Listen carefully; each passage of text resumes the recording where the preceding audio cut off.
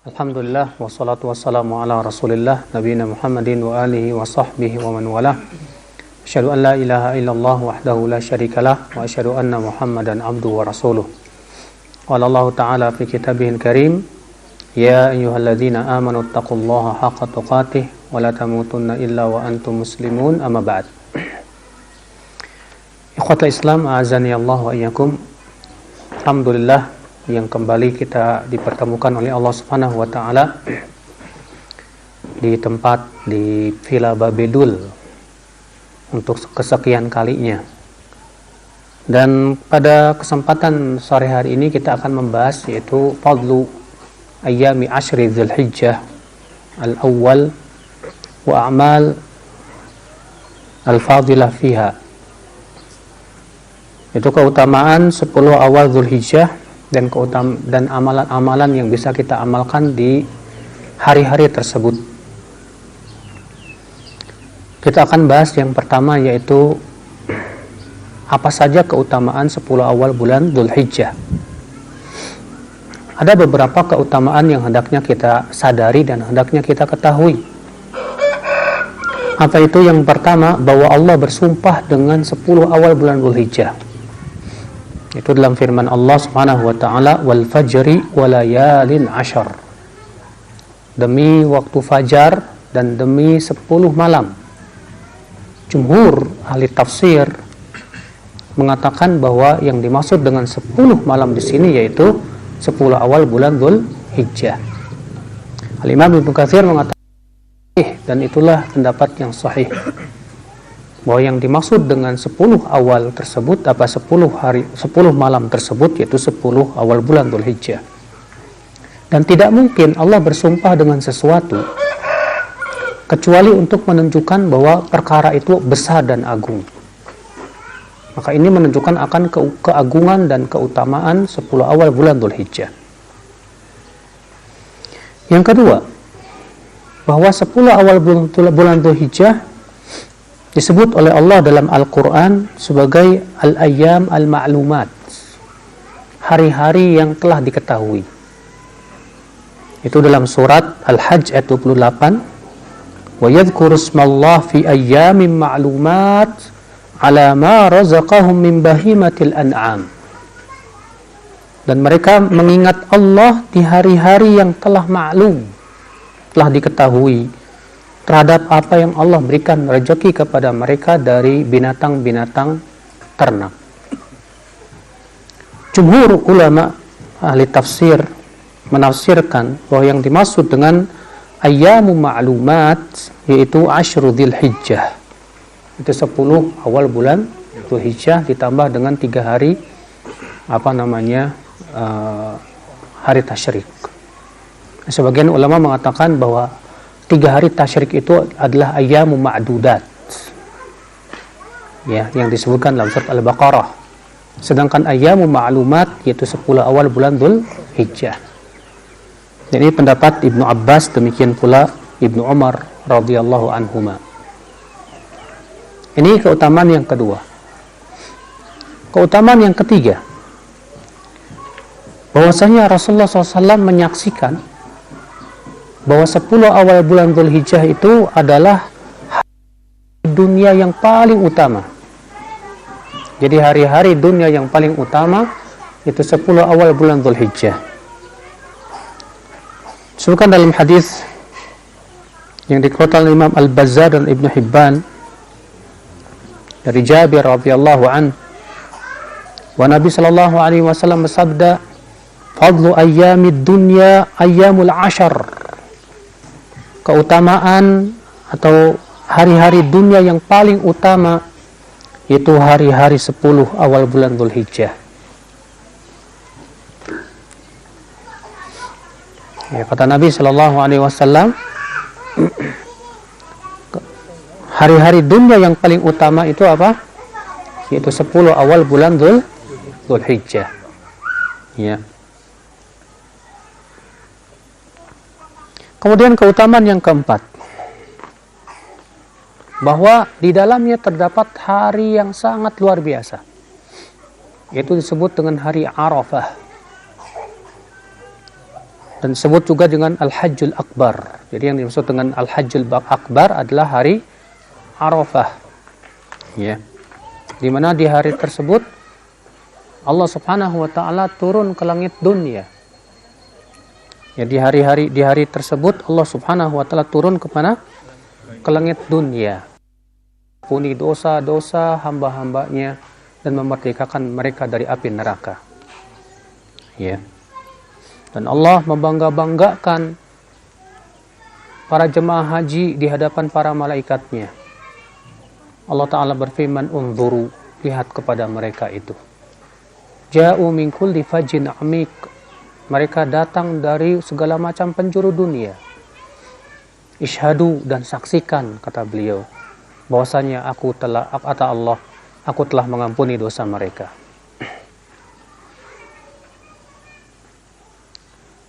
Kemudian ikhwatul Islam azanillahu wa iyyakum, keutamaan yang keenam,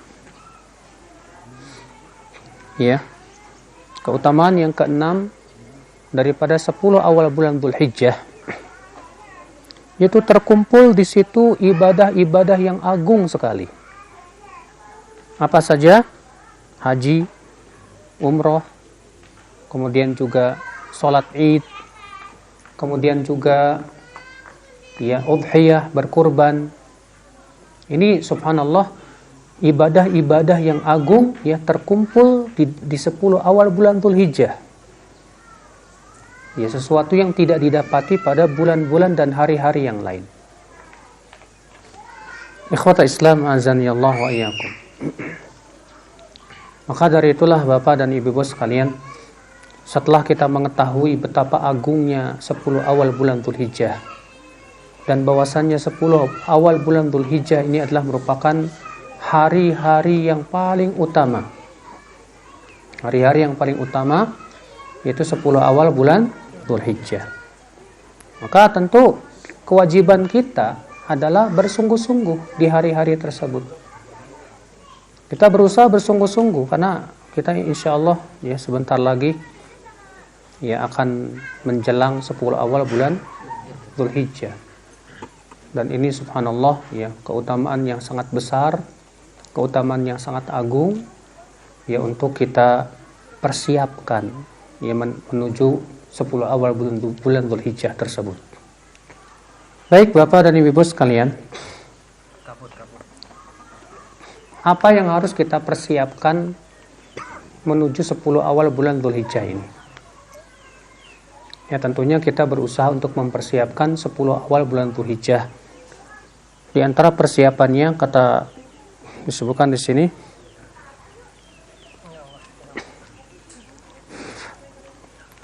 yaitu at-taubatus shadiqah, kita segera bertaubat kepada Allah Subhanahu wa taala, karena kita tidak mungkin bisa menggunakan hari-hari yang sangat utama ini kecuali dengan hati yang bersih. Karena orang yang hatinya kotor sulit dia untuk menggunakan 10 awal bulan Dzulhijjah ini. Maka kita banyak bertaubat, istighfar. Allah Ta'ala berfirman, وَتُوبُوا إِلَى اللَّهِ جَمِيعًا أَيُّهَا الْمُؤْمِنُونَ لَعَلَّكُمْ تُفْلِحُونَ. Bertaubatlah kalian semuanya wahai kaum mukminin kepada Allah agar kalian menjadi orang-orang yang beruntung.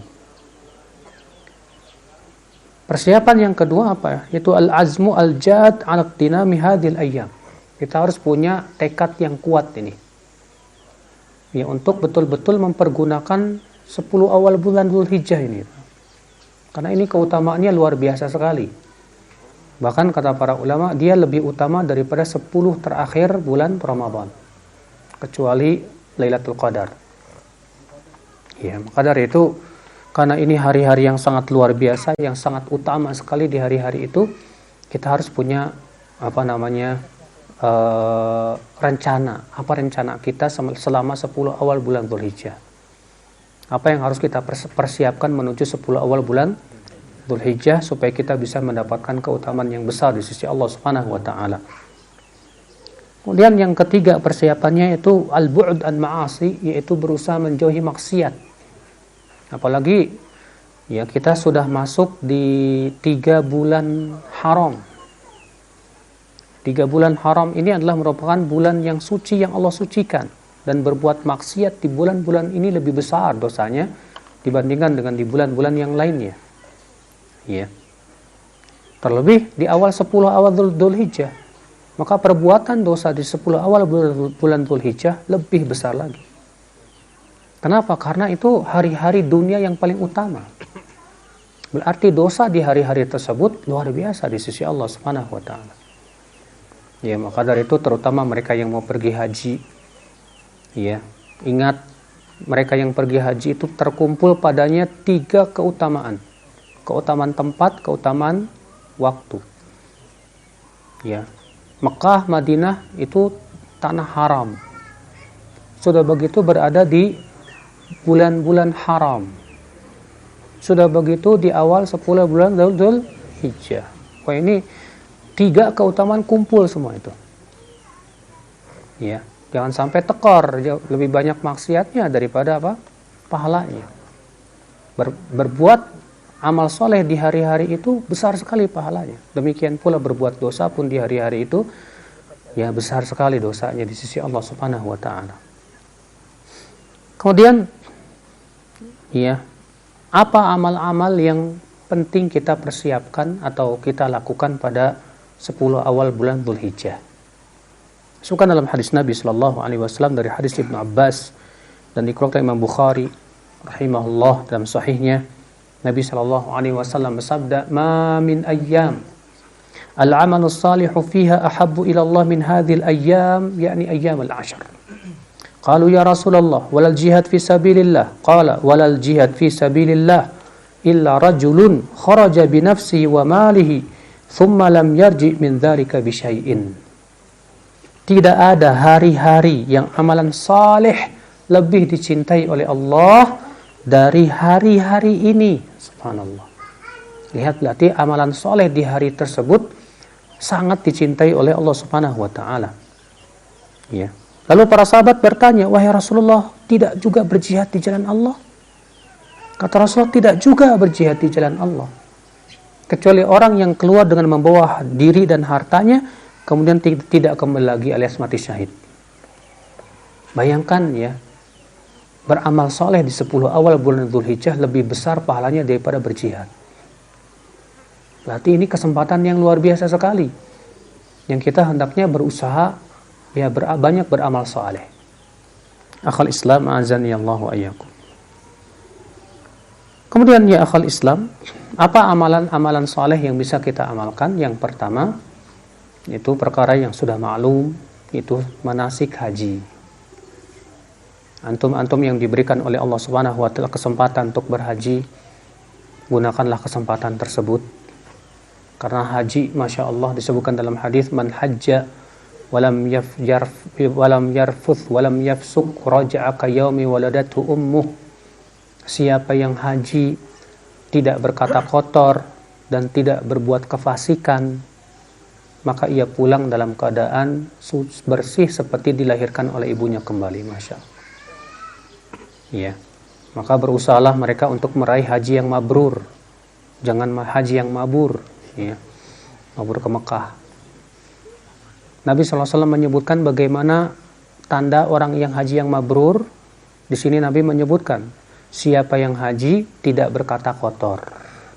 Jadi selama haji dia tidak pernah berkata kotor, anjing, sia, kesel. Terkadang kan lagi haji, lagi kesel gitu kan. Akhirnya berkata kotor.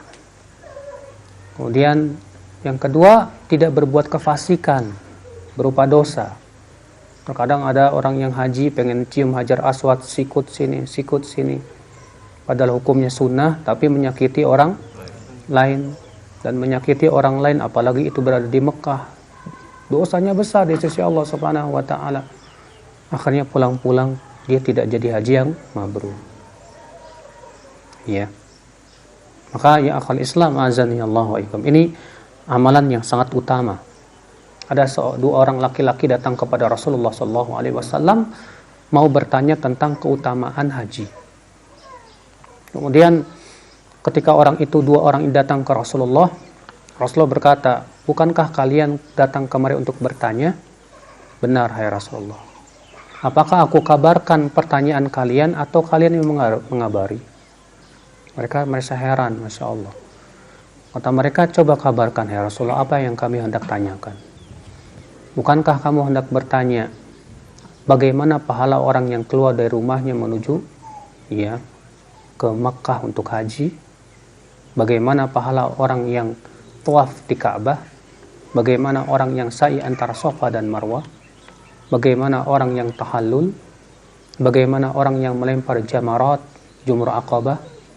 Bagaimana orang yang tawaf ifadah? Kata mereka, benar sekali ya Rasulullah. Itu yang kami mau tanyakan. Kata Rasulullah, adapun perginya kamu dari rumahmu menuju ke mana? Ke Mekah.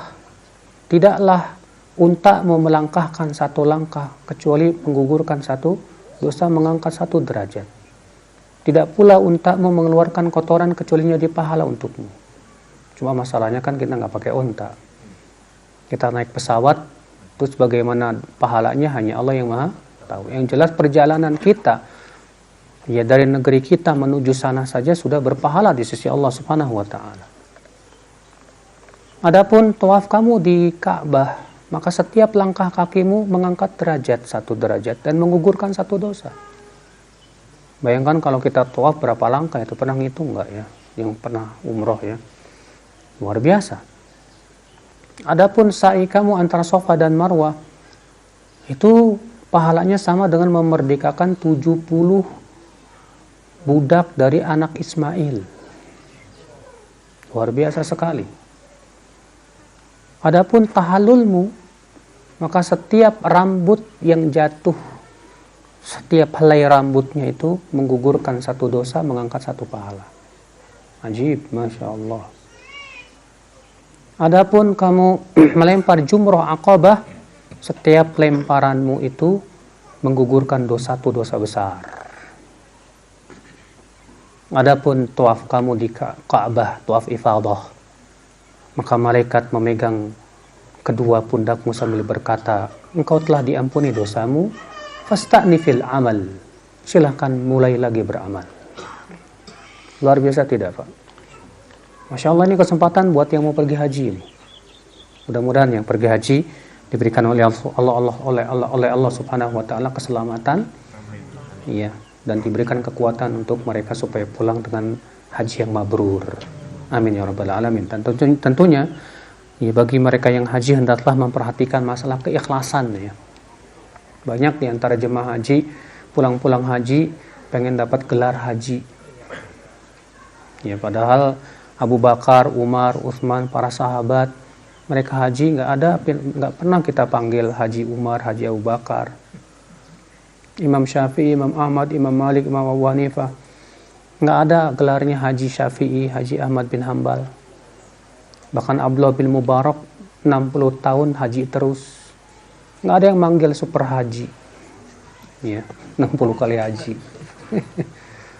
Ya, yang jelas ya akhi, ya penyebutan kata haji di depan nama ini termasuk perkara yang diada-adakan, dan itu sama sekali tidak sesuai dengan keikhlasan kita. Kewajiban kita adalah ikhlas ya, tidak perlu kita merasa bangga disebut Pak Haji, Pak Haji ya, sekalian aja Pak Sholat, Pak Umroh ya, Pak Zakat. Ya. Baik ya akhal Islam, ini amalan yang pertama. Amalan yang kedua yaitu siyam, berpuasa. Namun di sini terjadi ikhtilaf para ulama tentang apakah disunnahkan berpuasa dari tanggal 1 sampai tanggal 9 atau yang disunnahkan itu tanggal 9 saja. Adapun pendapat yang mengatakan tanggal 8 dan tanggal 9 ini tidak ada dalilnya yang sahih. Ya. Yang ada ikhtilaf para ulama apakah disyariatkan dari tanggal 1 sampai tanggal 9 atau tanggal 9 saja. Ini ikhtilaf. Sebagian ulama mengatakan hanya disyariatkan tanggal 9-nya saja. Berdasarkan riwayat Aisyah radhiyallahu anha dalam riwayat Muslim. Kata Aisyah, aku belum pernah melihat sekalipun Rasulullah SAW berpuasa 10 hari awal bulan Dzulhijjah. Belum pernah. Berarti sedangkan Aisyah istri Nabi yang paling dekat, Tentu Aisyah paling tahu tentang Rasulullah sallallahu alaihi wasallam. Aisyah menyatakan, aku belum pernah melihat Rasulullah berpuasa 10 terus-menerus. Ya, adapun kalau kita berpuasa di situ Senin dan Kamis dan yang lainnya itu pengecualian. Tapi yang jadi masalah kalau terus-menerus dari tanggal 1 sampai tanggal 9. Sementara sebagian ulama mengatakan boleh. Dalilnya hadis yang sudah saya sebutkan tadi. Ma min ayyam, tidak ada hari-hari yang amalan soleh lebih dicintai oleh Allah dari 10 awal bulan Dzulhijjah. Nabi mengatakan hari-hari tersebut amalan soleh sangat dicintai oleh Allah. Sedangkan puasa termasuk amal soleh tidak termasuk. Mereka juga berhujah dengan hadis Ummu Salamah istri Nabi juga. Bahwa Ummu Salamah mengatakan, aku melihat Nabi SAW yasumu tis'an min Dzulhijjah. Nabi pernah berpuasa 9 hari bulan Dzulhijjah. Sehingga atas dasar ini, kata Syekh Utsaimin, ya, ini yang rajih, boleh. Kenapa Aisyah meniadakan? Ummu Salamah mengatakan ada. Sedangkan kaidah mengatakan yang mengatakan ada lebih dahulukan daripada yang mengatakan tidak ada. Berarti mereka mempunyai kelebihan ilmu yang tidak ketahui yang mengatakan tidak ada. Dan Syekh Utsaimin condong kepada pendapat yang kedua ini, bahwa boleh kita berpuasa dari tanggal 1 sampai tanggal 9 kalau kita mau. Iya. Ini akhwat Islam azani Allah wa iyyakum. Nah, terutama 10 kalau ternyata 10 awal Dzulhijjah tanggal 9 harinya nggak bisa, setidaknya jangan terluput tanggal 9-nya. Karena itu merupakan hari apa? Arafah. Nabi SAW bersabda apa? Saumu yaumi Arafah, puasa hari Arafah menggugurkan setahun yang lalu dan setahun yang akan datang. Bayangkan. Ini keutamaan besar sekali ya, akhi. Walaupun memang terjadi perselisihan nih. Kita ini Arafahnya ikut di sini atau ikut di sono? Ya. Sebagian mengatakan, dan para ulama pun berikhtilaf. Sebagian mengatakan enggak, ikut negeri masing-masing. Karena yang namanya bulan Dzulhijjah ditentukan oleh hilal. Karena itu ditentukan oleh hilal, tidak ada bedanya dengan bulan Ramadan, dan setiap negeri ada hilalnya masing-masing. Sementara sebagian mengatakan enggak, kita ikut Arafah. Kenapa? Karena Nabi mengatakan saumu yaumi Arafah, puasa hari Arafah. Berarti ngikutin Arafah. Ya, walaupun saya pribadi condong pada pendapat yang pertama, bahwa kita mengikuti negeri masing-masing. Karena kata-kata saumu yaumi Arafah itu, puasa hari Arafah itu, biasanya orang Arab menamai hari dengan kejadian besar yang terjadi. Seperti misalnya tahun gajah. Kenapa disebut tahun gajah? Karena di situ ada peristiwa besar, ya. Nah, tetap ditentukannya dengan penanggalan ditentukan dengan ru'yatul hilal. Tapi ini bukan permasalahan yang perlu kita besar-besarkan ya, akhi. Kalau memang diantara antum ada yang merojihkan ikut Arafah, silahkan.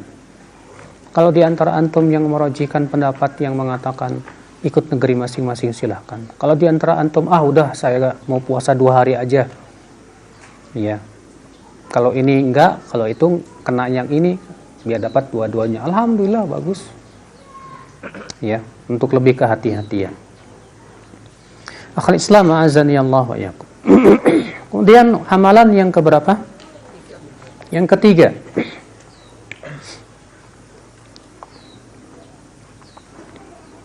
Yaitu zikir, dan ini amalan yang paling utama bagi mereka yang tidak berhaji, dan tidak berumrah. Di mana 10 awal bulan Dzulhijjah hari-hari zikir, dan hari zikir itu hari-hari yang luar biasa besarnya di sisi Allah Subhanahu wa taala, sebagaimana disebutkan dalam ayat tadi, yang disebutkan oleh Allah Subhanahu wa taala sebagai ayyam ma'lumat, hari-hari yang telah diketahui, di mana Allah Subhanahu wa taala menyebutnya sebagai hari-hari yang telah diketahui. Ya. Wa yadhkuru ismallah fi ayyami ma'lumat. Dan hendaklah mereka berzikir kepada Allah di hari-hari yang telah diketahui. Dan sudah kita sebutkan bahwa pendapat jumhur ulama yang dimaksud dengan hari-hari yang telah diketahui yaitu 10 awal bulan Dzulhijjah. Berarti di sini ada penekanan tersendiri. Allah mengatakan berzikirlah kepada Allah di 10 di hari-hari yang maklumat. Padahal kan zikir boleh kapan saja, bahkan dianjurkan. Tapi ketika Allah mengkhususkan disuruh berzikir pada hari-hari yang diketahui yaitu 10 awal bulan Dzulhijjah, itu menunjukkan bahwa zikir memiliki keistimewaan tersendiri di hari-hari tersebut. Ya. Dan disebutkan dalam hadis riwayat Imam Ahmad bin Hanbal dari Ibnu Umar, "Ma min ayyam a'zam indallah wa la ahab ilaihi al-amal fihinna min hadhihi al-ayyam al-'ashr, fa'akthiru fihinna min at-tahlil wat-takbir wat-tahmid." Tidak ada hari-hari yang paling agung di sisi Allah dan paling dicintai oleh Allah beramal soleh padanya dari 10 awal bulan Dzulhijjah. Maka perbanyaklah padanya tahlil, takbir, tahmid. Subhanallah, alhamdulillah, la ilaha illallah, Allahu akbar. Berarti ini hari-hari zikir, Pak. Ya. Makanya disebutkan dalam riwayat bahwasanya Abdullah bin Umar dan Abu Hurairah di 10 awal bulan Dzulhijjah sengaja pergi ke pasar. Ngapain? Belanja? Bukan. Bertakbir. Mereka pergi ke pasar, bertakbir, akhirnya apa? Penduduk pasar semuanya bertakbir mengikuti takbir mereka berdua. Makanya Kang Karta nanti pas 10 awal Dzulhijjah pergi ke pasar, ya Allahu Akbar, Allahu Akbar. Wah. Pasar Cilengsi langsung ramai takbiran, ajib. Ya, luar biasa. Kalau bisa terjadi seperti itu ya. Ya. Ini yang dilakukan oleh para sahabat dahulu. Mereka terkadang pergi ke pasar bukan hanya sebatas buat jualan atau tapi buat takbiran supaya semakin ya, Masya Allah. Ikhwatul Islam azani Allah wa iyyakum. Demikian pula Ibnu Umar bertakbir di hari-hari tersebut. Ya. Maka dari itu ya akhi, perbanyaklah di 10 awal bulan Dzulhijjah takbir. Dan takbir itu ya akhi ada 2 macam. Yang disebutkan oleh para ulama, yang pertama takbir mutlak. Apa itu takbir mutlak? Yaitu takbir kapan saja, di mana saja. Dan ini dimulai dari tanggal 1 Dzulhijjah dan diakhiri tanggal 13 bulan Dzulhijjah. Jadi takbiran itu jangan hanya sebatas di malam hari raya. Ya kalau di negeri kita kan cuma malam hari rayanya doang, enggak. Takbir mutlak itu dimulai dari tanggal 1. Sebagaimana dilakukan oleh Abdullah bin Umar dan Abu Hurairah.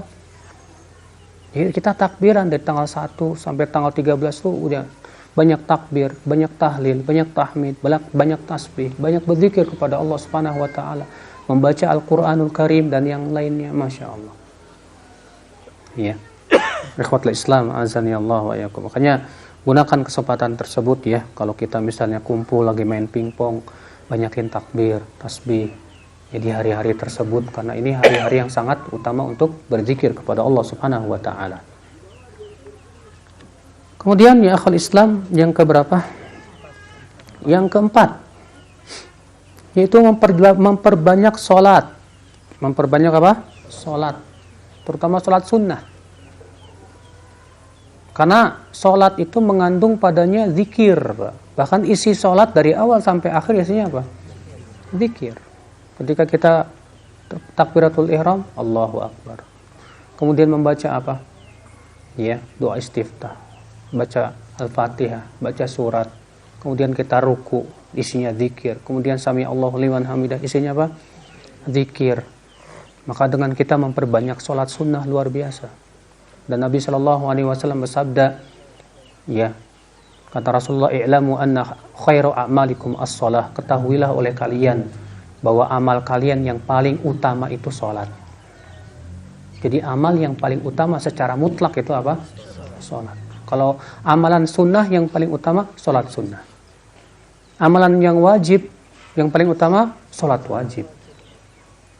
Maka dari itu kita berusaha ya untuk memperbanyak ya di hari-hari tersebut sholat sunnah, sholat duhanya, sholat rawatibnya, sholat tahajudnya. Ya kalau bisa mau sholat mutlak silahkan. Sholat mutlak itu artinya sholat yang sebatas mau sholat tanpa dibatasi oleh jumlah. Untuk misalnya mau sholat 200 rakaat satu hari ini, wah masya Allah silakan saja. Iya. Nah, akhal Islam azani Allah wa iyyakum.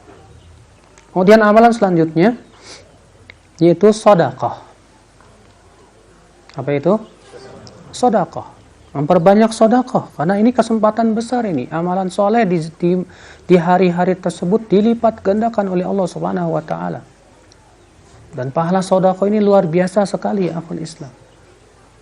Karena disebutkan dalam hadis ya bahwa seseorang itu tahta dhilli shadaqatihi yaumil qiyamah, berada di bawah naungan sedekahnya pada hari kiamat. Di hari kiamat matahari didekatkan 1 mil. Sangat panas sekali di padang mahsyar. Pasti setiap kita akan mencari tempat berteduh. Ternyata sedekah itu bisa meneduhkan kita, menaungi kita dari teriknya sinar matahari di padang mahsyar. Dan tentunya mau orang yang bersedekah, usahakan yang pertama apa? Ikhlas. Yang kedua, usahakan sedekah itu secara rahasia, Pak. Karena sedekah rahasia itu agung sekali di sisi Allah. Sebutkan dalam hadis, shadaqatus sir tudfi'u ghadabar rabb. Sedekah rahasia itu bisa memadamkan kemurkaan Allah. Dalam hadis lain Nabi SAW menyebutkan sab'atun yudhilluhumullah yawma la dhilla illa dhilluh. Ada 7 orang yang akan Allah berikan naungan pada hari tidak ada naungan kecuali naungan Allah pada hari kiamat nanti. Siapa di antaranya? Rajulun tasaddaqa bi shadaqah fa akhfaha. Itu orang yang bersedekah lalu ia sembunyikan sedekahnya sampai-sampai tangan kirinya tidak tahu apa yang diinfakkan tangan kanannya. Maka saking rahasianya sampai-sampai yang dikasih aja nggak tahu siapa yang ngasih. Dan itu yang dilakukan oleh amal perbuatan salafus saleh terdahulu. Iya. Seperti yang diriwayatkan dari Husain bin Ali bin Husain, di mana beliau setiap malamnya ya memanggul gandum lalu disimpan di depan pintu orang miskin. Nggak tahu orang miskin itu nggak tahu siapa yang ngirim gandum, sampai akhirnya meninggallah beliau dan ternyata sudah tidak ada yang ngirim. Ya, saking rahasianya. Kalau kita terkadang sedekah pengen ketahuan, tentu ini perkara yang tidak bagus ya. Kecuali kalau memang tujuannya supaya apa? Supaya menarik orang lain supaya mau bersedekah, ya silakan saja. Kalau kita merasa yakin bisa menjaga hati kita, merasa yakin bahwa kita bisa ikhlas ya. Akhal Islam azani Allah wa iyyakum. Kemudian amalan soleh selanjutnya yaitu berudhiyah, berkurban. Dan ini pahalanya besar di sisi Allah dan termasuk syiar Islam. Ya, maka siapapun di antara kita yang bisa berkurban, berkurbanlah ya akhal Islam. Dan insyaallah penjelasan tentang fikih kurban kita akan jelaskan besok insyaallah ya. Secara terperinci insyaallah. Kemudian amalan selanjutnya ya akhal Islam azani Allah wa iyyakum. Apalagi yaitu silaturahim. Apalagi silaturahim itu disebutkan oleh Rasulullah SAW itu memanjangkan umur, meluaskan rezeki. Kata Rasulullah, man sarrahu, siapa yang merasa suka ya an yunassa lahu fi umurihi, dipanjangkan umurnya, wa yuwassa lahu fi rizqihi, dan diluaskan rezekinya, falyasil rahimah, hendaklah ia menyambung apa? Silaturahim. Kalau orang Indonesia ya memahami silaturahim itu terkadang untuk ketemu sama teman silaturahim. Ini pemahaman yang salah. Kita datang ke rumah teman mau ngapain? Mau silaturahim. Salah. Silaturahim itu khusus untuk orang yang punya kerabat. Ya ada juga yang membedakan, oh beda silaturahim sama silaturahmi katanya.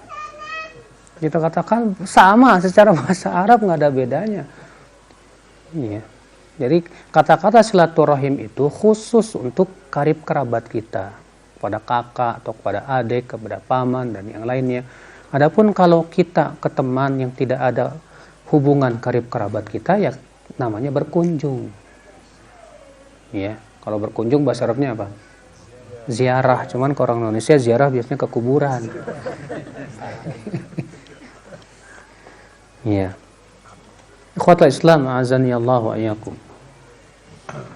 Kemudian diantaranya apa? Membantu para janda dan orang-orang susah. Wah, ini pahalanya besar sekali nih. Kata Rasulullah sallallahu alaihi wasallam, as-sa'i 'alal armalah wad du'afa kal mujahid fi sabilillah wa kas-sha'im alladzi la yuftir wal qa'im alladzi la yaftur. Rahul Bukhari wa Muslim. Orang yang memperhatikan para janda dan orang-orang lemah, pahalanya sama dengan berjihad di jalan Allah, dan seperti orang yang terus-menerus puasa dan terus-menerus sholat. Besar sekali. Iya. Maka coba ibu-ibu perhatikan para janda yang susah, jangan sampai suaminya. Nanti kalau suaminya kecantol nanti. Ya. Yang jelas berusaha, perhatikan, ya, orang-orang susah, orang-orang yang lemah, orang-orang yang tidak punya. Jangan kita cuek. Kalau kita bisa beli, ya, perkakas yang mahal, masa kita nggak bisa bantu orang yang susah? Kalau kita bisa beli, ya, jam tangan yang mahal misalnya, masa kita mau membantu fakir miskin di samping rumah kita susahnya minta ampun? Ini koret namanya, Pak. Ya, koret itu sangat dibenci dalam Islam. Maka kita seorang muslim itu haram mempunyai sifat koret bin medit alias bakhil. Itu tidak boleh kita miliki, ya akhwal Islam. Kita harus berjiwa sosial, kita harus berusaha untuk banyak berinfak, membantu orang-orang susah, orang-orang yang tidak punya kemampuan, terutama ini di 10 awal bulan Dzulhijjah. Ini keutamaannya luar biasa sekali. Kalau amalan soleh di 10 awal bulan Dzulhijjah melebihi apa? Jihad. Dan disebutkan tadi membantu para janda dan fakir miskin seperti berjihad. Berarti kalau di 10 awal bulan Dzulhijjah bagaimana besarnya? Ya luar biasa sekali. Nah, ikhwatul Islam, azani Allah wa iyyakum. Nah, inilah ya akhwal Islam di antara amalan-amalan dan amalan-amalan soleh yang lainnya yang sangat dianjurkan, ya, pada hari-hari tersebut, ya. Di antaranya yaitu menjauhi maksiat. Dan ini sangat penting sekali di 10 awal bulan Dzulhijjah. Di antaranya juga ya untuk senantiasa beramal ma'ruf nahi mungkar, mengingatkan teman-teman kita yang lalai, ya, mengingkari teman-teman kita yang jatuh kepada kesalahan dan yang lainnya. Ini juga amalan soleh yang besar di sisi Allah Subhanahu wa taala. Ya, Allahu a'lam. Demikian yang bisa saya sampaikan pada kesempatan sore hari ini. Kita buka tanya jawab. Nah. Assalamualaikum Ustaz. Waalaikumsalam warahmatullahi wabarakatuh. Mau bertanya Silakan. tentang kurban. Lebih utama mana Ustaz, antara kurban dengan 1 ekor kambing atau sapi dengan patungan itu 7 orang? Terus apakah ini bisa? sebetulnya pelajarannya besok. Besok ya. Besok insya Allah kita akan bahas yang berhubungan dengan fikih kurban.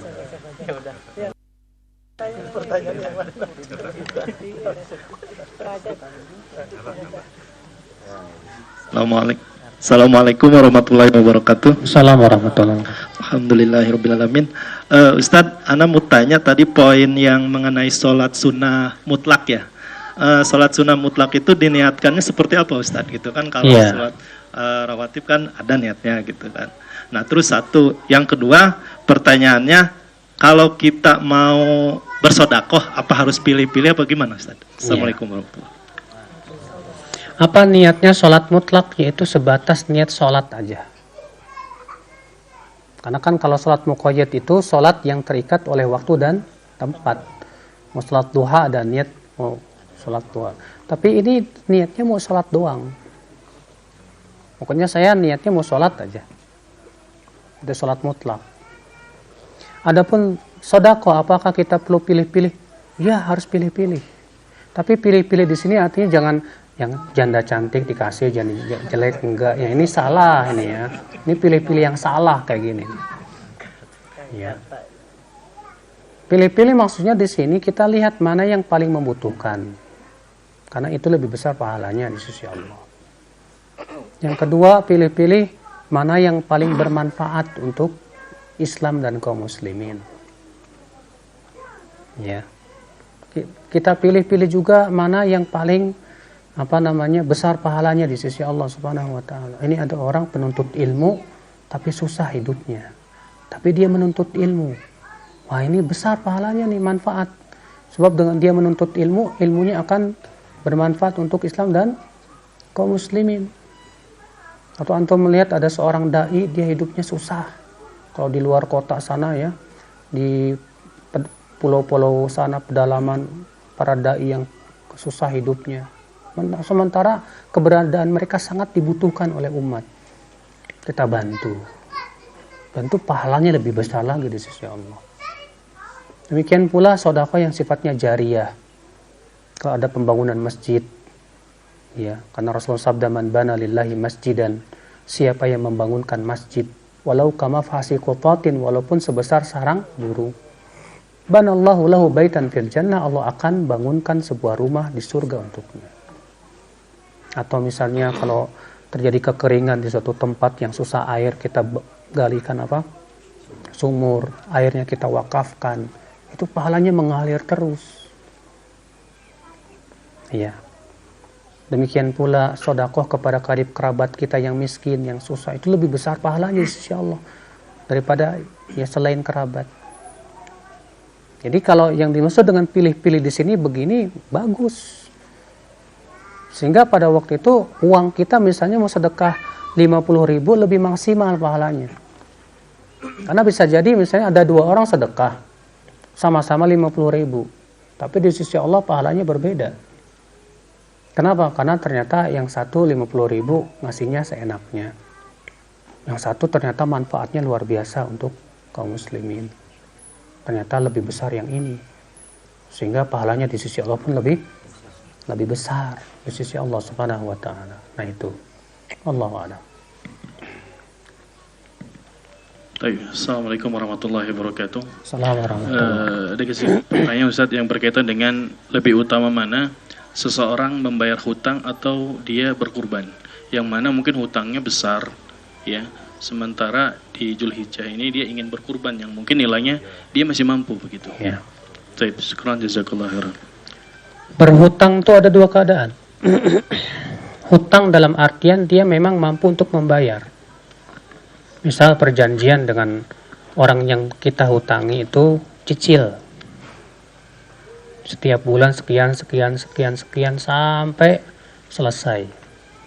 Maka dengan cara nyicil itu kita masih punya uang untuk berkurban. Maka pada waktu itu lebih baik kita berkurban aja. Adapun kalau misalnya hutang ini besar dan pelakunya minta segera dilunasi, sementara nggak punya uang untuk berkurban kecuali dari pembayaran hutang ini, maka membayar hutang hukumnya wajib. Sedangkan berudhiyah, jumhur mengatakan hukumnya sunnah saja. Bagaimana kita akan mendahulukan yang sunnah, yang menurut pendapat jumhur? Maka pada waktu itu kita bayar hutang aja. Ya, Allahu a'lam.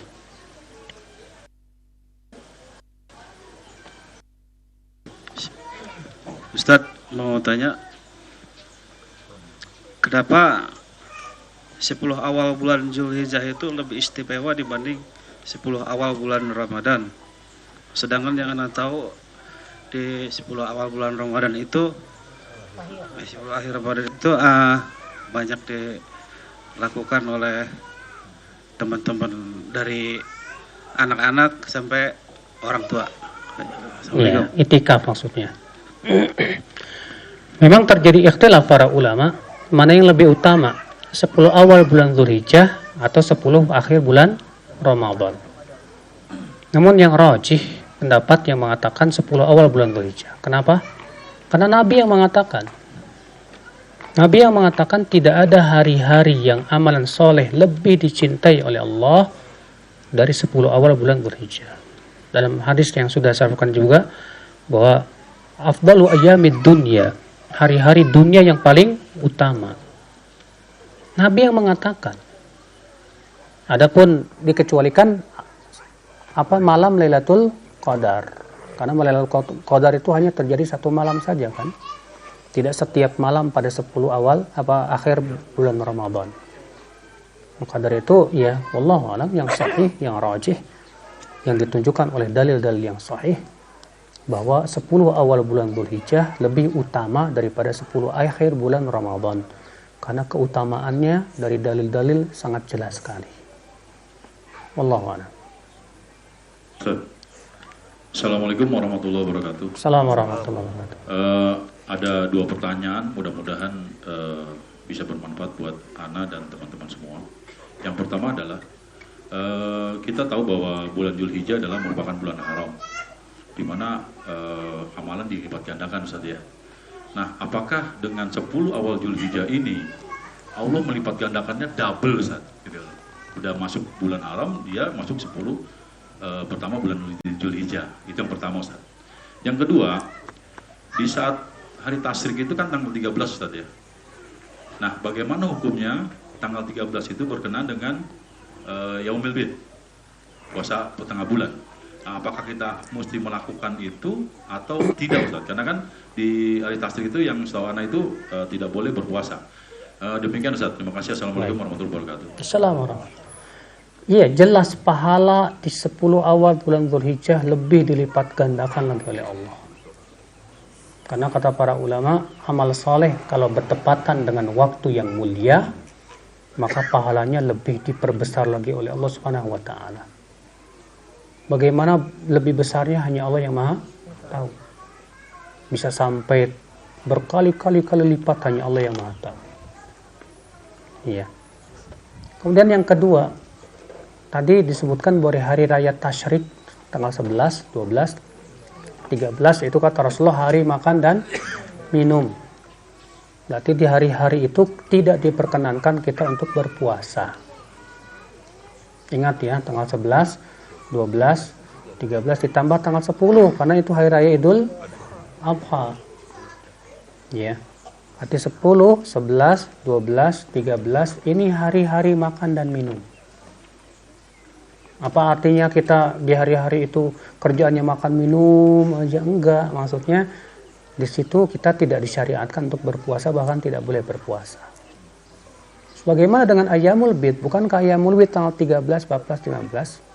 Kita katakan ya karena ada dalil yang mengecualikan, sedangkan dalil kaidah usul fikih mengatakan apa? Dalil yang umum, bila ada hadis yang mengkhususkan, maka dikhususkanlah dari keumuman tersebut. Berarti dikhususkan untuk tanggal 13 bulan Dzulhijjah tidak disyariatkan. Jadi puasa Ayyamul Bidnya tanggal berapa? 14, 15, 16. Ya. Kita katakan kenapa demikian? Karena pertama, Pak, Nabi Shallallahu Alaihi Wasallam menganjurkan kita untuk berpuasa setiap bulan 3 hari. Sehingga para ulama mengatakan berarti puasa setiap bulan 3 hari itu sebetulnya tidak khusus tanggal 13, 14, 15.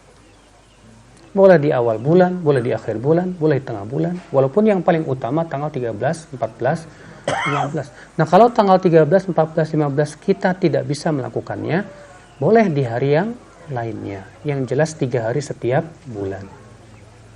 Itu yang dianjurkan oleh Nabi Sallallahu Alaihi Wasallam. Ya, paham? Babe. Oke. Assalamualaikum warahmatullahi wabarakatuh. Assalamualaikum warahmatullahi. Anda mau bertanya Ustaz tentang seseorang yang qadarullah baru punya kelebihan rezeki untuk berkurban, tetapi di satu sisi dia belum diakikahkan oleh orang tuanya. Belum diakikahkan oleh orang tuanya. Iya, manakah yang lebih utama? Apakah dia akikah dulu baru kurban atau boleh langsung kurban aja? Iya. Dua, satu lagi. Orang yang berhaji itu kan pergi dari kampungnya ke negeri Makkah. Saya sering menyaksikan bahwa sebagian dari masyarakat kita ketika mau berangkat haji itu ada mengundang tetangga dan saudara-saudari untuk makan-makan selamatan atau walimatus safar. Apakah itu disunahkan atau tidak sebetulnya? Iya. Kalau kita belum diakikahkan sama orang tua, tapi kita juga mau korban, bagaimana itu? Kalau kita punya kelebihan untuk beli kambing 2, satu untuk akikah, satu untuk korban, silahkan. Tapi kalau kita mau menggabungkan satu kambing untuk 2 niat akikah untuk diri sendiri dan sekaligus korban, pendapat yang dirojikan oleh Syekh Utsaimin boleh. Dan ini pendapat juga yang diriwayatkan dari Imam Ahmad bin Hanbal. Memang terjadi ikhtilaf para ulama, apakah udhiyah boleh digabungkan dengan akikah atau tidak. Sebagian mengatakan tidak bisa. Kenapa? Karena ini 2 perkara yang berbeda tujuannya, sehingga tidak bisa digabungkan. Sebagian mengatakan boleh, karena tujuannya adalah untuk menyembelih hewan yang telah Allah tentukan, sehingga yaitu karena tujuan hakikatnya sama-sama menyembelih sebagai rasa syukur kepada Allah, maka tidak ada bedanya. Maka dari itu wallahu a'lam, ya, Syekh Utsaimin mengatakan kalau mengakikahkan dengan dicampur disyirikatkan dengan udhiyah boleh-boleh saja. Apalagi ini untuk mengakikahkan diri sendiri. Maka wallahu a'lam, ya, saya memandang boleh kalau diniatkan sekaligus dua-duanya. Nah. Yang kedua apa?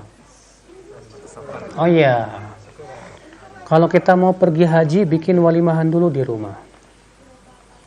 Tentunya yang pertama, hukum asal walimah itu mubah kata para ulama. Kalau misalnya kita mau pergi haji, undang teman-teman dan yang lainnya, makan-makan dan yang lainnya, dan memberitahu mereka bahwa katanya kita mau pergi haji tanpa ada ritual-ritual khusus, sebatas makan-makan saja, Allahu a'lam, la haraj, tidak mengapa. Ya, selama tidak diyakini itu sunnah mau pergi haji. Yang sunnah itu sebetulnya adalah setelah pulang dari safar. Walaupun itu sebetulnya tidak khusus safar haji. Sebagaimana diriwayatkan bahwa ada seorang sahabat Nabi SAW ketika pulang dari safar, maka beliau menyembelih jazur, yaitu unta, lalu dagingnya dibagi-bagikan untuk tetangga-tetangganya sebagai rasa syukur kepada Allah. Maka silakan saja kalau dia melakukan itu, tapi tidak wajib. Tidak pula ya perkara yang ditekankan, silahkan sebagai rasa syukur kepada Allah Subhanahu wa taala. Yang jelas ya, kata para ulama, orang yang mau pergi safar adabnya jangan pergi diam-diam. Adabnya kalau dia mau pergi safar, beritahu teman, beritahu saudara kalau dia mau pergi safar atau pergi haji. Dan itu yang dilakukan oleh Rasulullah dan para sahabatnya. Ini tahu-tahu pergi haji aja, tetangga gak ada yang tahu, mana kemana ini lama gak pulang-pulang, tahu-tahu pergi haji. Ini tidak bagus. Kita beritahu tetangga kita beritahu teman-teman kita, karib kerabat kita bahwa kita mau pergi haji, ya, sehingga kita bisa mendapatkan doa dari mereka. Kita juga bisa memberikan memberikan tausiah untuk mereka, nasihat-nasihat dari kita dan dari mereka sebagaimana dilakukan Rasulullah dan para sahabatnya. Ini dia Rasulullah SAW pernah suatu ketika berkhutbah. Kemudian Al-Irbad bin Sariyah berkata apa? Wahai Rasulullah, seakan-akan ini wasiat orang yang ingin berpisah. Maka berikan wasiat kepada kami. Ka'annah mau'izatu muwaddi' fa'ausina. Ini menunjukkan bahwa kita nggak masalah, kita dianjurkan minta wasiat dari orang yang mau pergi safar. Orang yang mau pergi safar minta nasihat dari orang-orang, dari teman-temannya, dari orang-orang yang saleh. Itu dianjurkan, nggak masalah. Adapun pergi tahu-tahu pergi sendiri, diam-diam, nggak ketahuan dengan alasan biar ikhlas. Ya, ikhlas memang penting, tapi juga mengamalkan sunnah yang lainnya juga penting. Ya. Nah itu ya akal Islam, azan ya Allah wa ya. Masih ada yang mau tanya? Baik, sepertinya tidak ada. Alhamdulillah. Ya, semoga yang kita sampaikan pada sore hari ini bermanfaat ya. Dan yang jelas ya akhi, sebentar lagi menjelang 10 awal bulan Dzulhijjah, segera kita persiapkan segala-galanya untuk kita memasuki kancah ibadah yang luar biasa. Dan ternyata amalan yang sangat utama itu banyak berzikir. Dan zikir itu ringan di lisan. Ya, maka biasakan dari sekarang untuk banyak berzikir kepada Allah, baca Quran dan yang lainnya. Demikian, wabillahi taufik, subhanakallah bihamdik, syahadu an la ilaha illa anta astaghfiruka wa atubu ilaik. Assalamualaikum warahmatullahi wabarakatuh.